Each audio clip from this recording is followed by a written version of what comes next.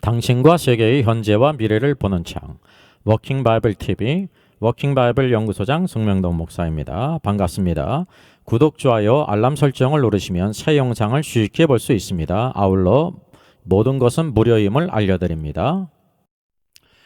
꿀보다 말씀 묵상 QST 365 마태 18강 산상수훈에 묻혀진 보화 천국 천국은 죽어서 하늘로 가는 것인가? 오늘의 본문을 같이 읽겠습니다.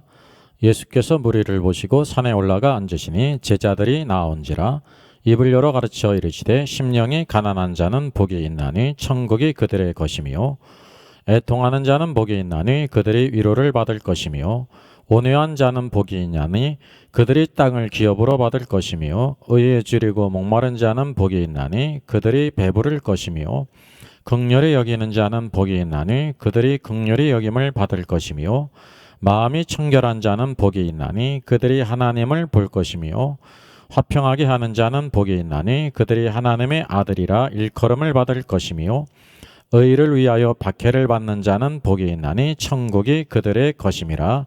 나로 말미암아 너희를 욕하고 박해하고 거짓으로 너희를 거슬러 모든 악한 말을 할 때에는 너희에게 복이 있나니 기뻐하고 즐거워하라. 하늘에서 너희의 상이 큼이라. 너희 전에 있던 선지자들도 이같이 박해하였느니라.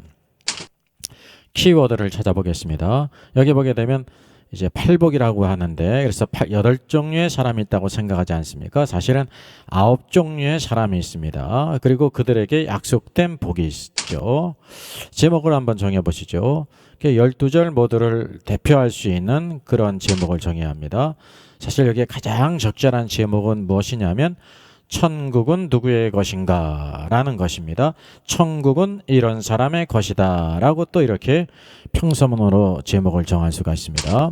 그래서 대부분 8종류의 사람을 언급하는데 실제로 9종류입니다. 8복이 아니라 9복이라는 것을 알아야 합니다. 대부분 이 8종류의 덕목만 주목했습니다.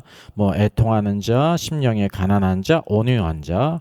그렇기 때문에 자연히 원치 않아도 도덕적인 설교가 되기가 쉽습니다. 양자관계의 중요한 것을 비유적으로 말한다고 하면요, 천국이 줄기라고 하면 9종류의 사람과 축복은 가지입니다. 그것을 우리가 기억할 필요가 있습니다. 산상수훈 팔복에 대한 관념들을 한번 제가 검색해서 올려놨습니다. 여기 팔복교회죠. 이제 이름도 팔복교회입니다. 1937년 이탈리아 프란치스코의 수녀회가 8가지의 참행복을 뜻하는 팔각형의 돈 모양으로 건축한 성당이죠. 여기 차동엽 신부에게 산상수훈 팔복을 묻다. 산상수훈을 팔복이라고 말했습니다. 로이드 존스도 팔복이라고 그랬죠. 여기 존 메가더도 팔복 그랬습니다. 책에 다 나와 있습니다. 여기 또 산상수훈 팔복이라고 그랬습니다. 여기 갈보리 팔복교회 산상수훈 그랬죠. 그래서 모든 사람들이 이 산상수훈의 첫 번째 기록 팔복이라고 생각을 했습니다. 이것은 과연 사실일까요? 오류일까요?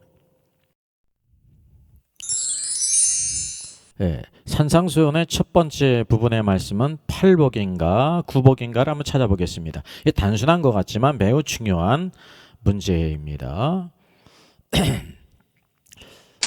여기 개역개정에서는 복이 있나니라고 이렇게 번역이 됐죠. 8번 나올까요? 8번 나오면 팔복이 맞죠. 여기 복이 있나니 2절부터 복이 있나니 10절 11절까지 복이 있나니가 8에 나오나요? 네버예요. 아닙니다. 9에 나옵니다. 적어도 손가락이 10개니까 10까지는 확실히 셀 수 있지 않습니까? 이 복이 있나니는 헬라어 마카리오스로서 영역에서는 블레시드라고 했습니다. 모두 9번 나옵니다. 동일합니다. 이거는 변함이 없습니다. 그런데 왜 이것을 팔복이라고 부를까요? 참 이상한 일이죠. 무엇인가 이게 오류가 있습니다. 그리고 이것은 1000년 이상 된 카톨릭의 관점을 말합니다. 어거스틴 이후 모든 전 시대에 걸쳐서 모든 신학자, 목회자, 성도들이 모두 8가지 복이라고 생각했다는 것입니다. 참 이해하기 힘든 일이죠. 더구나 아홉 번째 복은 누구로 인한 박해와 핍박입니까? 나로 말미암아 너희를 욕하고 박해하고 거짓으로 너희를 거슬려 모든 악한 말을 할 때에는 너희에게 복이 있나니 그랬습니다. 나가 누구입니까?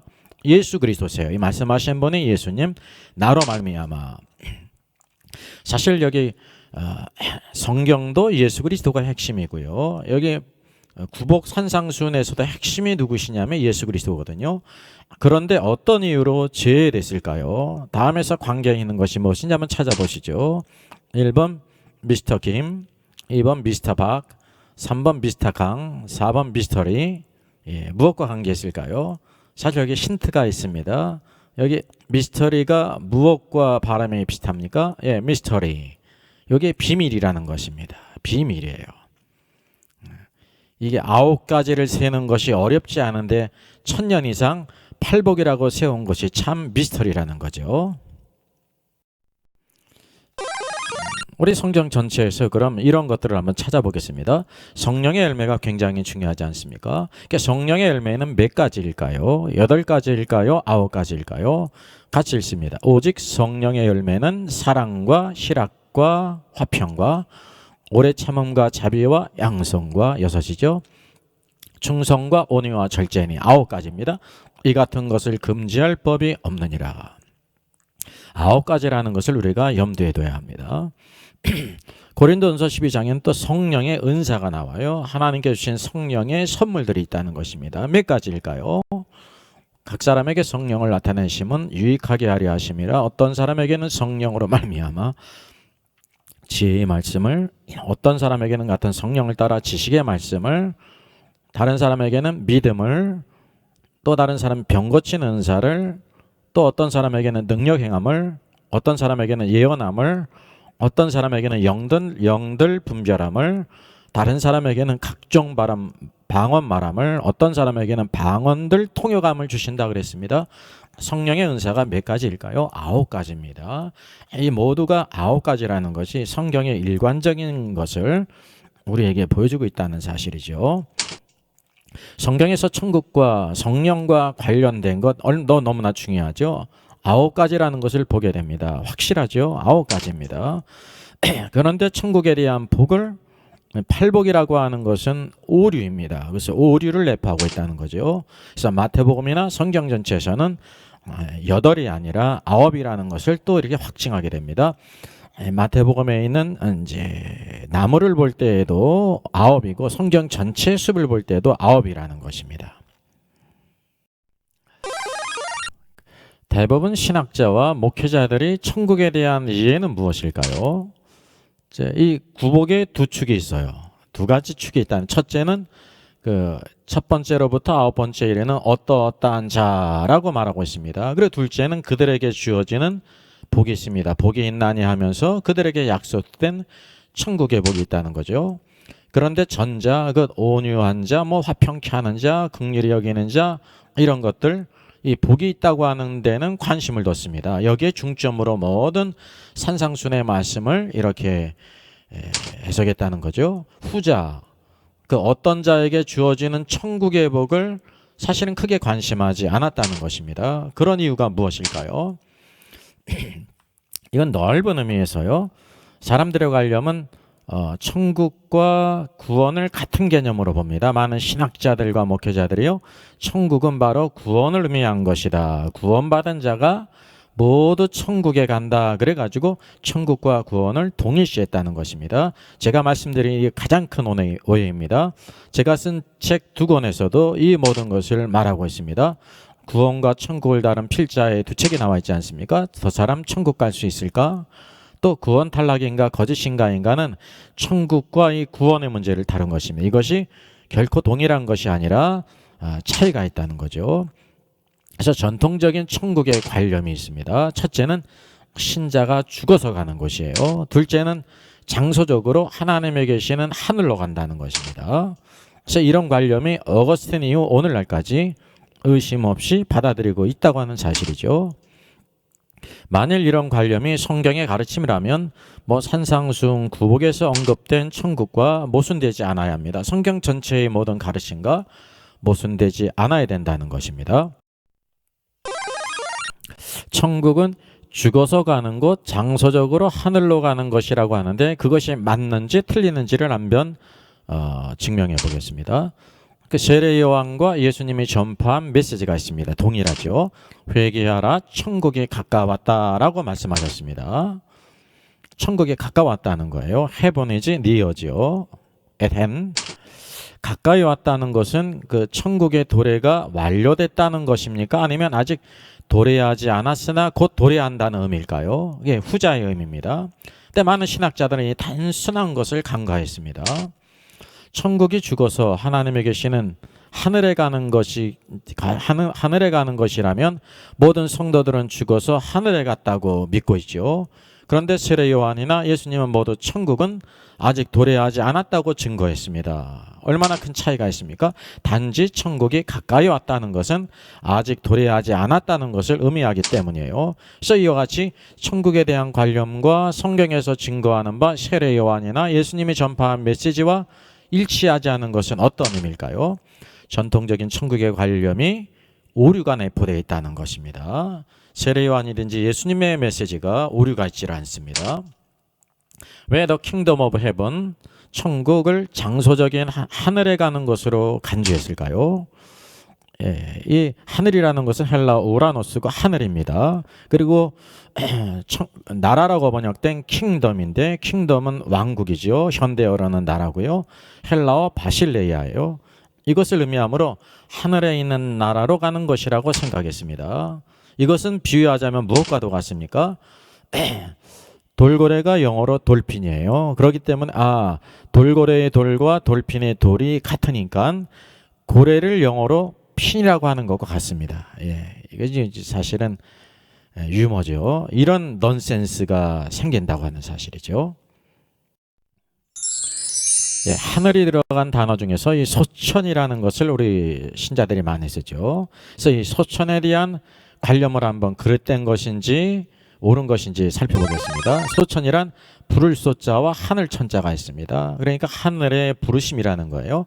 그래서 하늘에서 부르렀기 때문에 하늘에 갔다고 생각합니다. 여러분, 제가 다시 말씀드리지만 잘못된 관념이에요. 다른 관념은 바로 무엇입니까? 하늘의 부르심을 입었어요. 이게 소천이에요. 즉 하늘에는 하나님이 계시죠.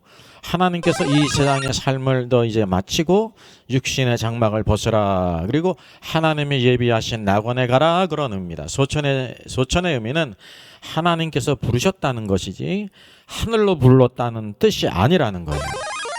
여러분, 신자가 죽으면 가는 곳이 하늘일까요? 쉬워, 맞다, 네버, 틀리다. 예, 네버예요. 여러분, 부자와 나사로의 이야기가 누가복음 16장에 나옵니다.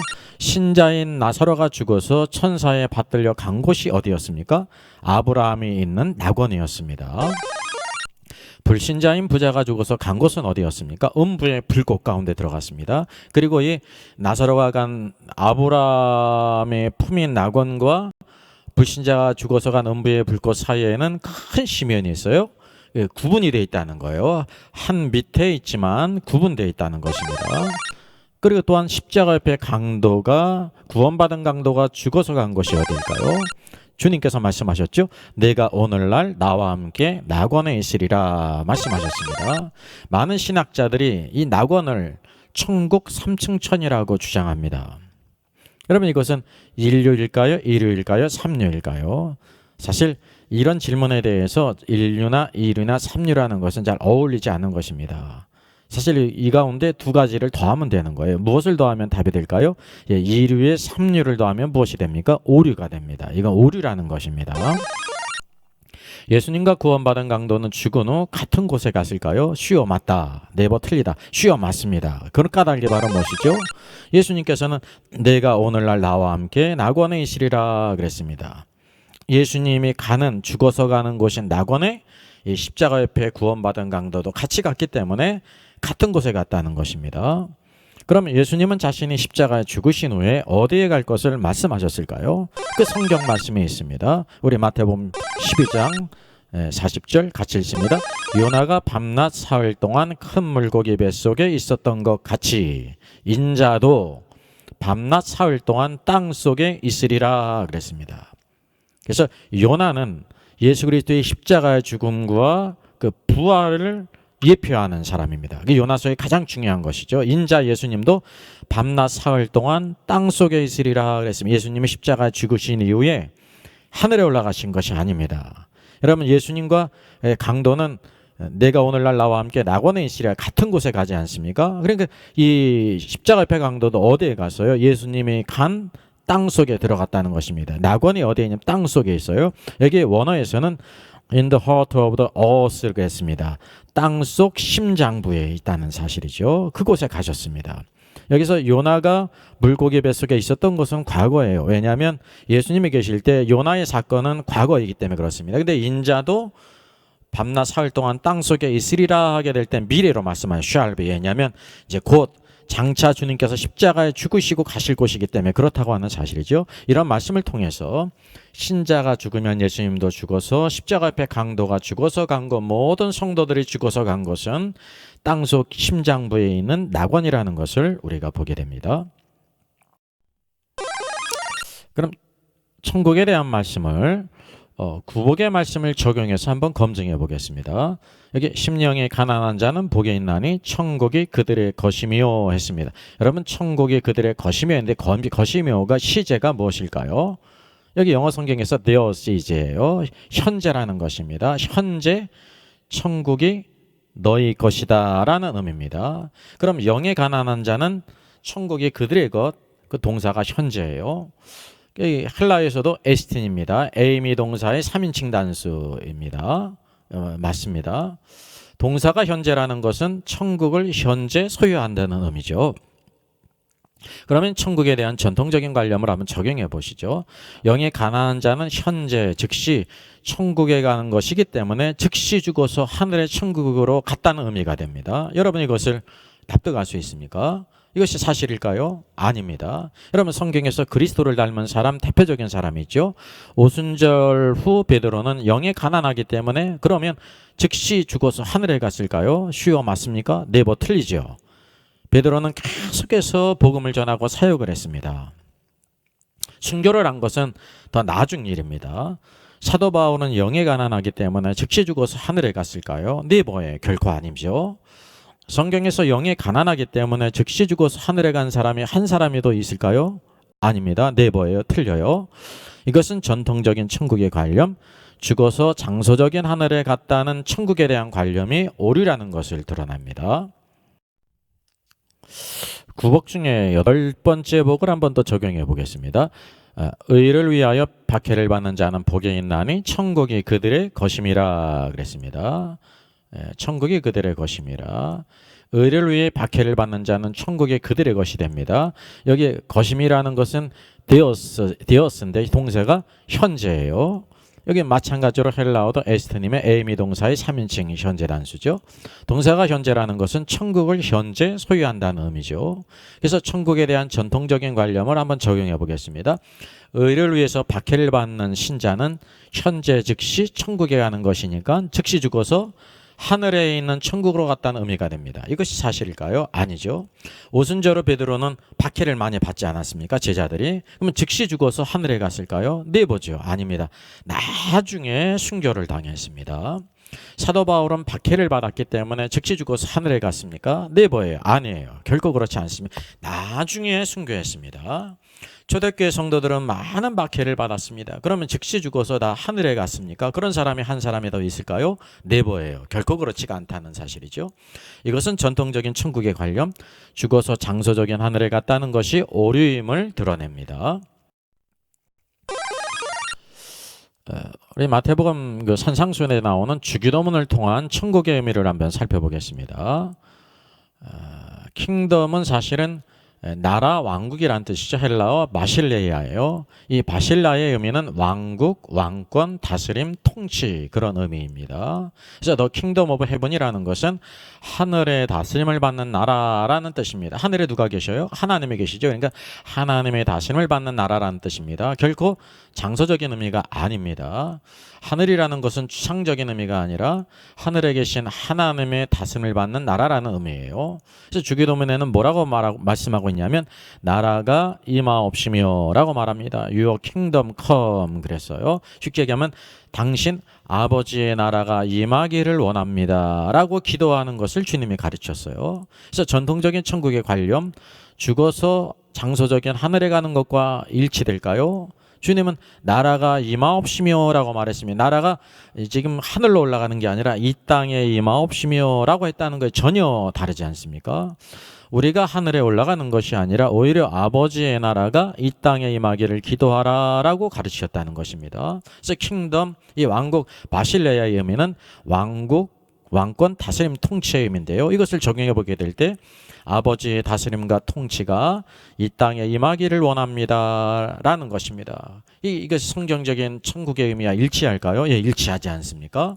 이것은 현재 이 땅의 상황에 어떻다는 것을 의미합니까? 이 땅에 이제 하나님 아버지의 통치가 임해야 된다는 거예요. 이 땅의 상황이 어떻다는 것을 의미합니까? 하나님의 통치에 지금 순종하고 있다는 것일까요?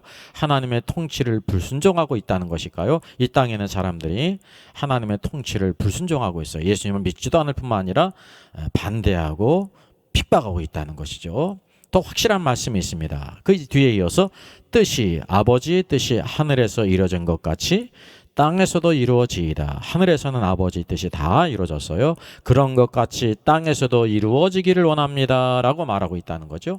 이것은 오늘날 땅에서 하나님의 뜻이 이루어졌다는 의미일까요? 예, 네버 아닙니다. 뜻이 이루어지지 않았기 때문에 그 뜻이 이루어지도록 기도하라는 것을 주님이 가르쳤다고 하는 사실입니다. 따라서 이 주기도문에 나타난 천국은요 결코 장소적인 하늘로 올라가는 뜻이 아니라는 것을 우리가 보게 되죠. 사도 바울의 사역이 굉장히 중요한데요. 두 가지 중심 메시지가 무엇인지를 한번 찾아보겠습니다. 날짜를 정하고 유숙하는 집에 사람들이 많이 왔습니다. 바울이 아침부터 저녁까지 강론했습니다. 자세히 설명하고 해석했어요. 무엇을요? 하나님의 나라를 증언했다는 거. 하나님의 The Kingdom of God. 그리고 모세의 율법과 선지자의 말을 가지고 예수에 대하여 권하더라. 그래서 두 가지였습니다. 하나님의 나라와 모든 성경을 통해서 예수에 대해서 증거했다는 거죠. 또 마지막 말씀 온 이태 2년을 셋집에 머물면서 자기 오는 사람을 다 영접하고 첫째 하나님의 나라를 전파하고 프리칭이죠. 둘째 주 예수 그리스도에 관한 모든 것을 담대하고 거침없이 가르쳤다 그랬어요. 프리칭 설교할 뿐만이 아니라 티칭 예수 그리스도에 대한 것을 가르쳤다는 사실입니다. 그래서 성경의 가장 중요한 메시지는 무엇이냐면 첫째 하나님의 나라 더 킹덤 오브 갓 이게 천국이죠. 더 킹덤 오브 헤븐을 증거했습니다. 둘째는 주 예수 그리스도에 관한 것을 또 증거했어요. 이 두 가지 주제는 동전의 양면과 같이 하나입니다. 다른 것이 아닙니다. 그래서 마태복음 바로 천국 하나님의 통치를 중심하고요. 바로 주 예수 그리스도가 그 나라의 왕이신 것을 우리에게 보여주고 있다고 하는 사실입니다. 산상수훈 마태복음 5장으로 7장은 바로 천국의 헌법의 선포입니다. 이 천국은 바로 마태복음뿐만 아니라 산상수훈뿐만 아니라 성경 전체에서 가장 중요한 메시지라고 하는 사실이죠. 이 기본적인 것을 우리들이 바로 세우지 않으면 성경 말씀을 바로 볼 수가 없다는 것입니다. 함께 부를 찬양은 날 대속하신 예수께입니다. 랄프 허드슨의 작시입니다. 남북 전쟁 당시 의용군 부대에 입대했고 제대 후 음악가의 길을 걸어갔습니다. 1872년 3년간 마운트 유니온 대학 성악교수로 재직했고요. 그 후 25년 동안 워 목사님과 교제를 가졌습니다. 그는 평신도였지만 감리교 감독파 교단에서 설교권을 받아 복음 사역에 열정적으로 사역하고 더불어 작곡과 출판을 하여 유명해졌습니다. 절제운동과 금주운동에 앞장섰고 만왕의 왕 내 주께서도 작곡을 했다고 합니다. 그 찬양의 원 제목은 I live for him, 나는 당신을 위해 살 것입니다. 그리고 첫 줄 가사는요, My life, my love, I give to thee.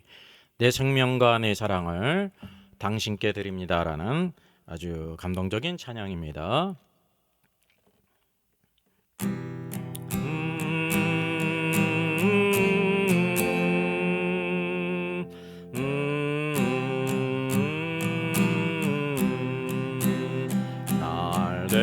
대속하신 예수께 내 생명 모두 드리니 늘 진실하게 하소서.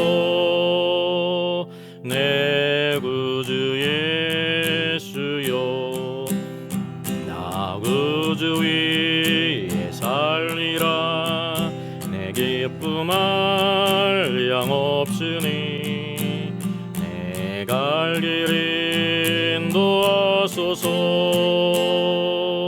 내 구주 예수여, 날 구원하신 예수를 일평생 의지하오니 날 영접하여 주소서. 내 구주 예수여, 나 구주 위에 살리라. 내 기쁨 한량 없으리 내 갈 길 인도하소서. 내 구주 예수여, 주 십자가에 달리사 날 자유하게 했으니 내 몸과 마음을 주 위에 다스게 하소서. 나 구주 위에 살리라. 내 기쁨 한량 없으리 내 갈 길 인도하소서. 내 구주 예수여.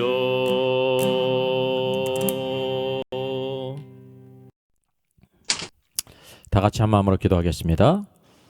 사랑의 하나님 감사합니다. 오늘도 귀한 날 주시고 이 새벽 그 주님과 함께 말씀을 묵상하며 기도하게 하시니 감사합니다.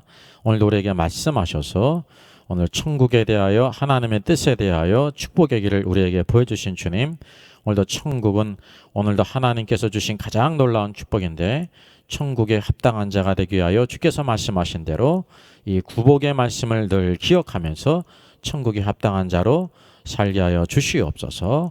결코 천국은 죽어서 가는 나라, 장소적으로 하늘에 가는 나라가 아니라 오늘도 이 땅에 하나님의 통치가 임하는 것인데 항상 주의 말씀과 성령 안에 순종하고 기뻐하고 즐거워하며 이 한 주간 말씀 가운데 승리케 하여 주시옵소서. 감사하고 주 예수님의 이름으로 기도하옵나이다. 아멘.